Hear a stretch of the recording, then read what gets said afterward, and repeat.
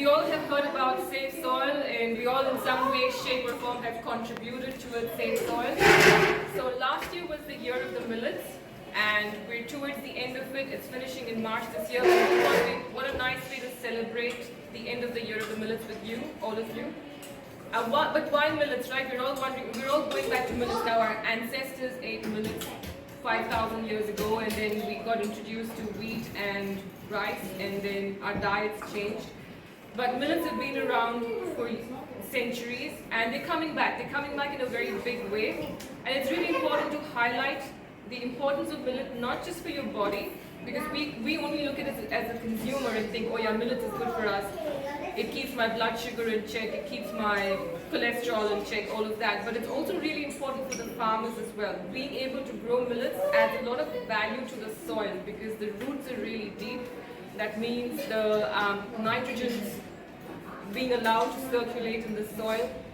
Also, they're really, really hardy crops to grow. When we mean hardy, they'll grow in any condition, right? Millets grow in any condition. They require very little water. And they don't need pesticides. So they're a spray-free crop mostly, so it's really good for the farmers in that sense. And usually when we eat millets, we only know of ragi mudde or maybe idiyappam or maybe ragi dosa. That's all we are familiar with. We don't really, especially haven't really explored millets in a very big way. And so we thought we'd just show you how to make some nice millet pancakes. These are gluten-free. And pancakes is something that everybody loves, especially if you have kids at home. Dosa versus a pancake, they'd say, Ma, I want pancake, right? And you can make it fun, you can make it interesting. So I've got two varieties over here. I've got, in this bowl over here, I've got a sweet version of a pancake, which has got chocolate chips in it. And over there, we've got the savory version of a pancake, which has got tomatoes and capsicums in it. So it's kind of like an uttapam, but just made with millets. It's really simple ingredients. It's got millet flour. You can use any millet flour. So in this, what we have used is kodo millet. But you could use ragi, you could use bajra, you could use jowar, whatever you've got at home. You don't have to go out of your way and buy anything special.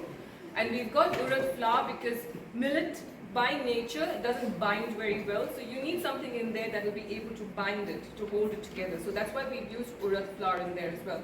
If you don't have urad flour at home, you can use a little bit of chickpea flour, anything that binds it, right? Or if you feel like you want to go half and half with whole wheat flour or sabudana flour as well, you can do that, right?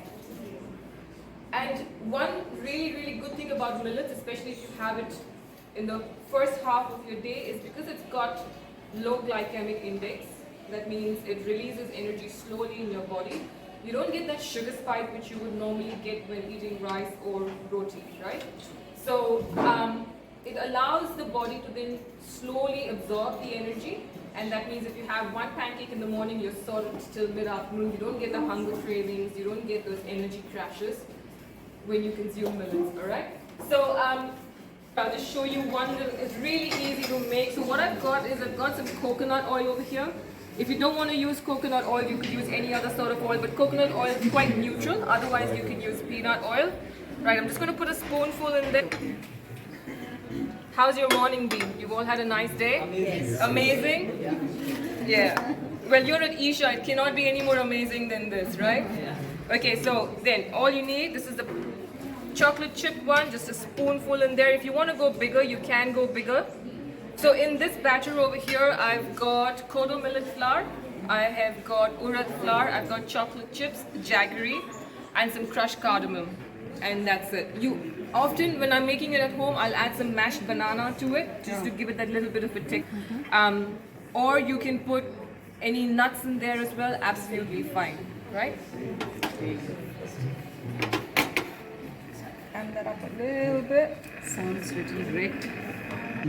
The trick here is though you have to close it, right? You have to keep it covered because the steam is going to, what will happen is in the pan, the bottom will start cooking and the top will remain quite runny, so you'll find it difficult to toss it over. So you want to cover it so the steam cooks the top bit for a little while and then you can toss it over. Or if you feel like you want the bottom really, really crispy, then don't, just leave it covered and then you'll be all good to go. So you'll find your own personal choices.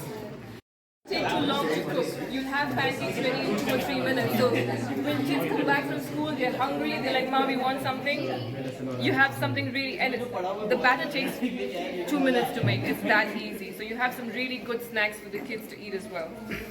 In the vegan caramel sauce, the sweet one, what we've added dates, we've added coconut milk, sesame seeds, and just a little bit of honey and peanut butter. So really easy. It's something that you can make in the jar and you can put it in the fridge as well. So when your kids want like a spread of some sort on toast or anything else, you can have that ready in a jar as well. Sumit, can I get you to cut this one up as well, please? Alright, so this is ready. You can see that it's moving at the bottom, so this is very good to go.